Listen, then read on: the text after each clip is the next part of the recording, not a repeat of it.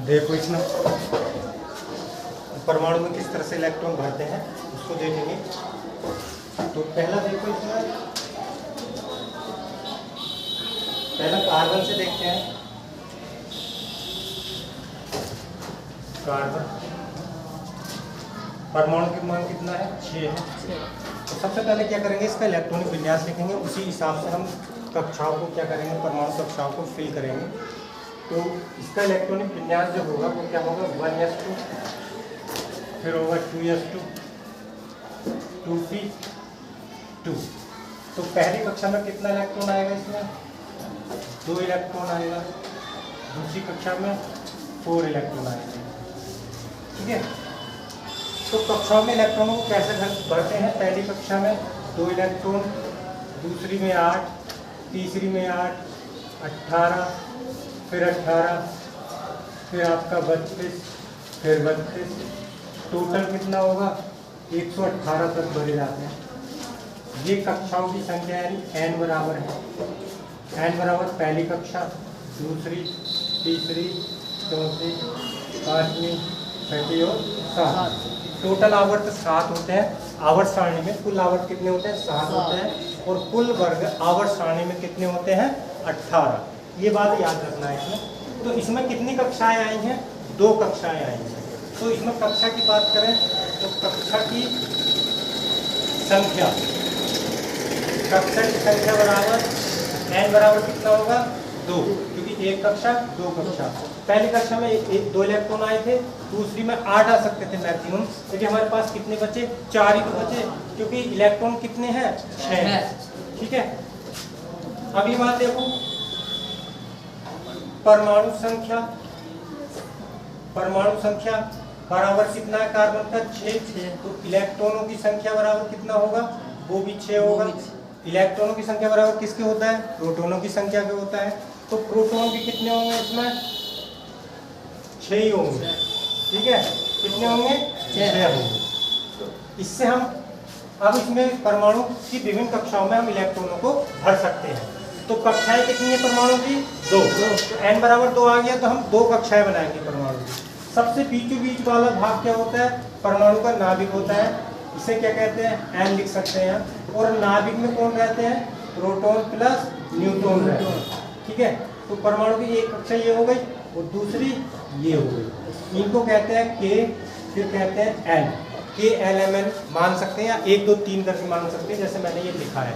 इनको हम k l m n भी लिख सकते हैं, k l m n o p q, ऐसे भी लिख सकते हैं। ठीक है। तो पहली कक्षा में कितने इलेक्ट्रॉन हैं, 2 हैं। तो k में हम कितने भर देंगे, 2 इलेक्ट्रॉन भर देंगे। एक ये भरा, दूसरा ये। फिर दूसरी कक्षा में कितने हैं, 4 हैं। हम मैक्सिमम 8 भर सकते थे, लेकिन हमारे पास 4 ही तो हैं। और 4 और 2 कितने हो गए, 6। इसलिए हमें 6 इलेक्ट्रॉनिक विन्यास करना था। तो इसमें कितने भरेंगे, 4 भर देंगे। 2 इलेक्ट्रॉन ये भरे, ठीक है, 2 ये भरे, कितने हो गए, 4। इस तरह से हम भर सकते हैं। तो ये तो कार्बन का हो गया। अब देखो नाइट्रोजन का, अब देखो नाइट्रोजन।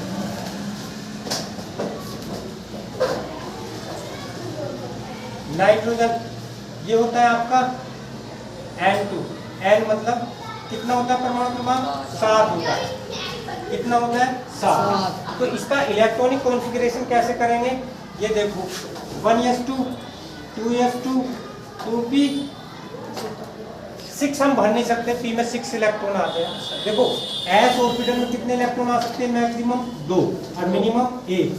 p ऑर्बिटल में मैक्सिमम 6 इलेक्ट्रॉन आ सकते हैं, मिनिमम कितने आएंगे, 3। और d ऑर्बिटल में मैक्सिमम कितने आ सकते हैं, 10 इलेक्ट्रॉन आ सकते हैं, और मिनिमम कितने आ सकते हैं, 5। ऐसे ही f ऑर्बिटल में मिनिमम कितने, मैक्सिमम कितने इलेक्ट्रॉन आ सकते हैं, 14, और मिनिमम कितने आ सकते हैं, 7। ये चार्ट याद रखना, ये आपका मैक्सिमम है, ठीक है, और ये आपका मिनिमम है। इस तरह से याद रखना है। तो S में हमने कितना भरा, 2 इलेक्ट्रॉन भरा। अब कितने हैं, या 7 है, तो 2 तो भर गए, और 2 ये आ गए, 4 बचे 3, ये भी तो 7 होंगे। तो P में हम कितने भर सकते हैं, 3, जैसा कि हम 3 भर सकते हैं। तो इसलिए हम 3 भर सकते हैं। तो अब कितने हो गए? 7 हो गए। अब इसी तरह से पहली कक्षा में कितने इलेक्ट्रॉन हो गया? 2। दूसरी कक्षा में 3 और 2 5 ये हुआ। अब इन इलेक्ट्रॉनों को हम क्या करेंगे? फिल करेंगे। इससे हमें पता चल रहा है पहली कक्षा में 2 इलेक्ट्रॉन बनने हैं, दूसरी में 5 बनने हैं। और कक्षाओं की संख्या कितनी है बताओ जरा? 2 है। एक कक्षा दूसरी कक्षा, तो कक्षाओं की संख्या इसमें भी 2 है। तो ये क्या है? न्यूक्लियस है। और ये क्या है? परमाणु की कक्षाएं हैं। तो 2 कक्षाएं बना लो।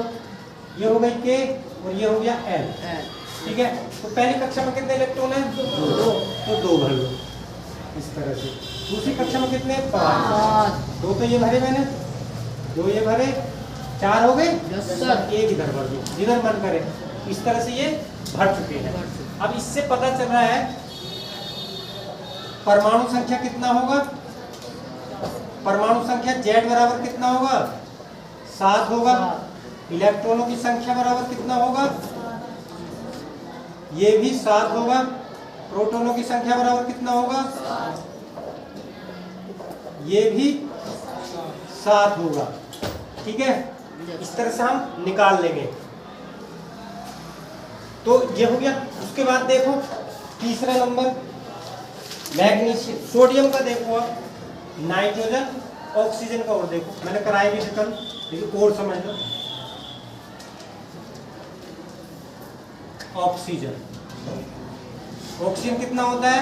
8 होता है। ठीक है। तो इसका इलेक्ट्रॉनिक विन्यास क्या होगा? 1s2 2s2 2p4 4 ही तो आएगा। तो ये 8 हो गया।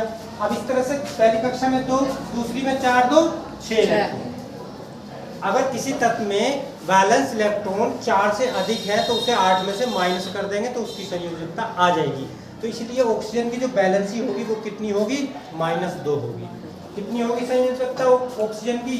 -2 होगी। लेकिन इसमें कक्षाओं की संख्या कितनी है? n बराबर कितना हो गया? 2 हो गया। प्रोटॉनों की संख्या कितनी हो गई? 8 हो गई।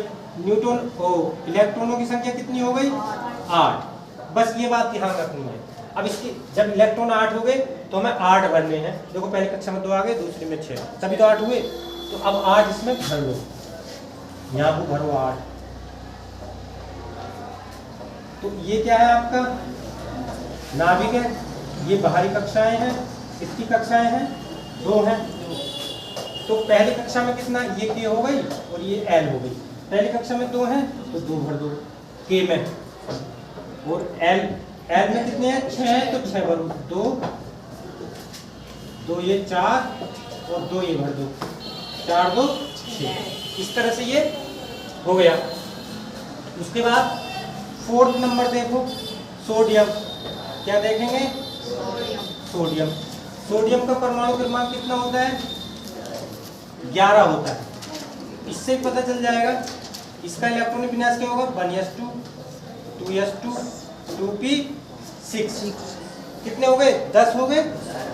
और 3s2 3s1 ये हो जाएगा, 3s1 हो जाएगा। तो पहली कक्षा में 2, दूसरी कक्षा में 8 और तीसरी में 1 हो जाएगा। इस तरह से ये बन जाएगा। तो अब इसको हमें काय में भरना है? परमाणु में भरना है। सोडियम परमाणु में, इसमें भरना है सोडियम परमाणु में। इसका आंसर देखो, ये वाला देखियो। ये क्या है? इसका नाभिक है। कितनी कक्षाएं हैं? 3 है। बताओ जरा। 3 नहीं है? K L M, एक कक्षा और बढ़ गई। पहली कक्षा में 2, दूसरी में 8, तीसरी में 8 आ सकते थे, लेकिन हमारे पास इलेक्ट्रॉन 1 बचा था, इसलिए हमने 1 भरा। आ रही बात समझ में? इस तरह से हम फिल करेंगे। तो कक्षाएं कितनी हो गई? ये हो गई K, ये हो गई L, ये हो गई M। तो पहली कक्षा में कितने इलेक्ट्रॉन है? 2। पहली में तो 2 ही आते हैं, हमेशा याद रखिए। कम होगा तो कम आ सकते हैं, लेकिन 2 से अधिक नहीं भर सकते हम। दूसरी में कितने? 8 है, तो 8 भर देंगे। 2 ये हो गए, 2 ये हो गए, ठीक है, 2 ये हो गए, कितने हो गए? 6, और 2 ये हो गए, ये हो गए 8। अब तीसरी कक्षा में 1 इलेक्ट्रॉन बचा है, तो उसे यहाँ पर ये भी कंप्लीट हो गया। बताओ समझ में आया? इतना समझ में आ गया? बुलाओ मिटाने के लिए कुछ।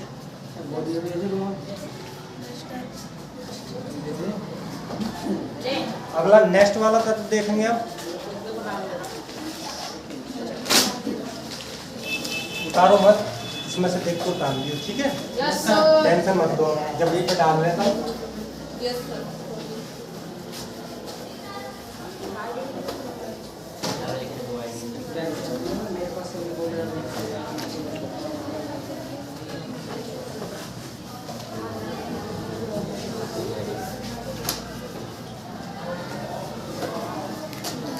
फिर देखो इसमें,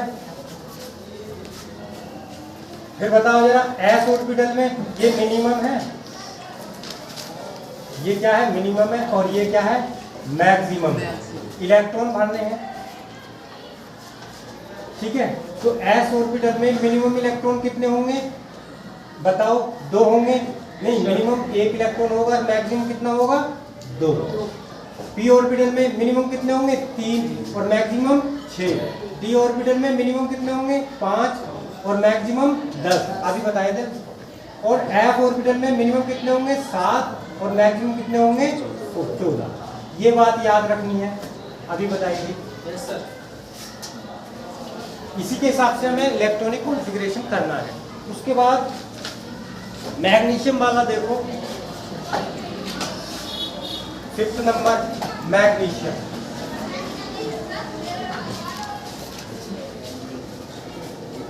मैग्नीशियम ये होता है Mg, और इसका परमाणु क्रमांक कितना होता है? 12। तो इसका इलेक्ट्रॉनिक कॉन्फ़िगरेशन देखें, 1s2 2s2 2p6, बचे कितने? 3s2। ये हो जाएगा। पहली कक्षा में कितना इलेक्ट्रॉन आ गया? 2, दूसरी में 608, तीसरी में 2, ठीक है? तो पहली कक्षा में 2, दूसरी में 8 और तीसरी में हमारे पास 2 ही बचे थे, तो हमने 2 लिख दिए, तभी तो 12 हो गए। हमें यहाँ भी ध्यान रखना है, 12 ही फिल करने हैं, कभी उसी के हिसाब से भर दो। ये एक मानक है हमारा, क्योंकि आवर्त सारणी में टोटल 118 तत्व हैं। आपके किताब में लिखी है ये आवर्त सारणी, उसे देखिए ध्यान से, उसमें मिल जाएंगे सब, ठीक है? तो अब इसको हमें भरना है। कैसे भरेंगे? कक्षा की संख्या कितनी हो गई? n बराबर 3 होगी। n क्या है? कक्षाओं की संख्या, और कक्षाओं की संख्या क्या कहलाते हैं? आवर्त कहलाते हैं। और कुल आवर्त कितने हैं? आवर्त सारणी में कुल आवर्त कितने होते हैं? अरे 7 होते हैं। और कुल तत्वों की संख्या कितनी है? 118। कुल वर्ग कितने हैं? आवर्त सारणी में कुल वर्ग कितने हैं? 18। ये बात मैं बार बार बता रहा हूँ, फिर भी तुम्हें याद नहीं होगी, है नहीं? इसीलिए तो बता रहा हूँ, ताकि तुम्हें याद हो जा, रट जाए ये चीजें। ये क्या है? परमाणु का नाभिक है। नाभिक किसे कहते हैं? परमाणु का वह बीचों बीच भाग, जिसे नाभिक कहते हैं। बंद होगी क्या? तो फिर कौन सी है? दूसरी कक्षा। फिर उसके बाद तीसरी कक्षा। तो ये हो जाएगा K, ये हो जाएगा L, ये हो जाएगा M। तो पहली कक्षा में कितने इलेक्ट्रॉन है? 2। तो इसमें देखो परमाणु क्रमांक बराबर कितना है? 12। इलेक्ट्रॉनों की संख्या कितनी हो जाएगी? वो भी 12। और प्रोटॉनों की संख्या कितनी हो जाएगी? वो भी 12। तो इस तरह से हम निकाल लेंगे। तो इलेक्ट्रॉनों की संख्या में 12 भरनी है, लिखेंगे, भर दो। 3 कक्षाएं हैं, तो 3 कक्षाएं K L M हम भर चुके हैं। तो n बराबर जो कक्षाएं हो जाएंगी K, L, M, यही तो हो गई। K में कितने इलेक्ट्रॉन भरने हैं?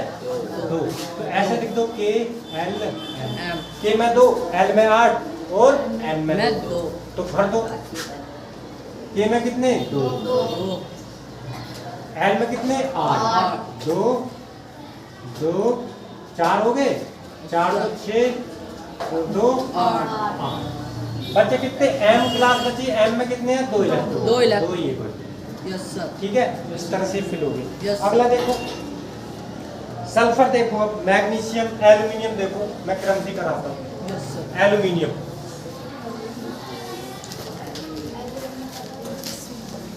एल्यूमिनियम ए है, कितना होता है ये? 13। इलेक्ट्रॉनिक विन्यास देखेंगे 1s2 2s2 2p6 3s2 कितना हो गया? 12 और 3p1, यही तो हो गया। अब देखो कितने हो गए? 6 2 8 तो 10 और 2 12 और 1 13। तो p ब्लॉक का तत्व है ये। लास्ट इलेक्ट्रॉन p में आ रहा है, तो इसमें 2 इलेक्ट्रॉन पहली में, दूसरी में 8, तीसरी में 3। तो कक्षाएं कितनी हो गई? के एल एम। कितने हैं ये? 3 है, तो एन बराबर क्या हो जाएगा? 3। ठीक है। इलेक्ट्रॉन कितना हो जाएगा?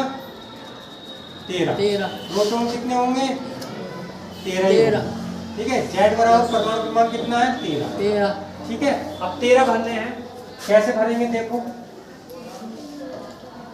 ये क्या है? नाभिक। अब तुम बताओगे जरा मुझे, बताओ। ये के कक्षा है, ये एल है, ये एम है। के में कितने भरूं बताओ? के में 2। ये लो। एल में बताओ? 8। 2 4 6 और 2 8।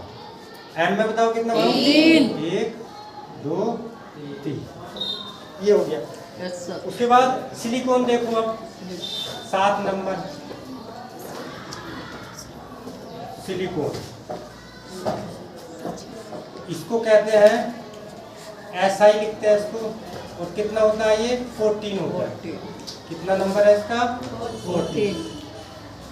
अब इसका इलेक्ट्रॉनिक कॉन्फ़िगरेशन देखो, 1s2 2s2 2p6 3s2 3p2। देखो कितने हो गए? पहली कक्षा में 2, दूसरी में 8, तीसरी में 4। ये कोने बताते हैं कक्षाएं कितनी है, समझ रहे हो? ये हो गया। तो N बराबर क्या हो जाएगा? 3। ये क्या हो जाएगा? ये L, ये M।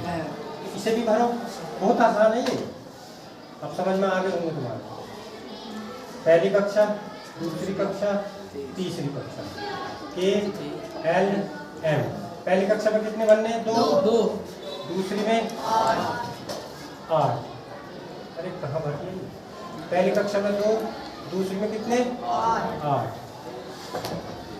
6 और 2 8। तीसरी में 4 2 और 2 4। ये भर गई। अब एक और देखो, 8वां नंबर। ये थोड़ा मैं ऊपर कर देता हूँ जिसमें कक्षाएं ज्यादा आए। इस कैल्शियम देखो, कैल्शियम इसको कहते हैं Ca लिखते हैं इसको। क्या लिखेंगे? Ca कितना होता है? कैल्शियम 20 होता है। एटॉमिक नंबर 20 होता है। तो Z बराबर क्या हो जाएगा इसका? 20 हो जाएगा। इलेक्ट्रॉनिक संख्या कितनी होगी?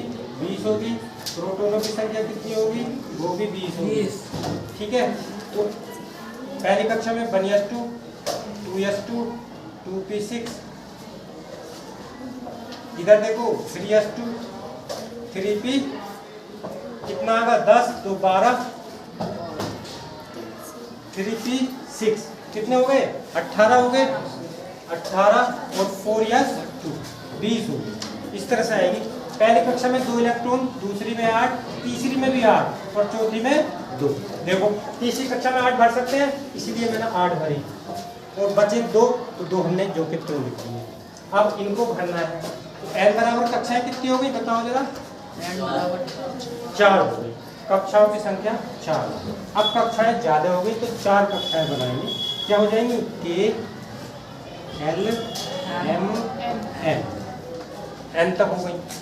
और बढ़ेंगी और आगे बढ़ जाएंगी। चाहे 1-2 नंबर करके लिख लो, वो तुम्हारा मन है। ये क्या है? नाभिक के परमाणु का। ये कक्षाएं हैं। ये फिर एक और कक्षा, ये एक और कक्षा और ये एक और कक्षा। तो क्या हो जाएगा? K L M N। कितनी हो गई? ये हो जाएगी।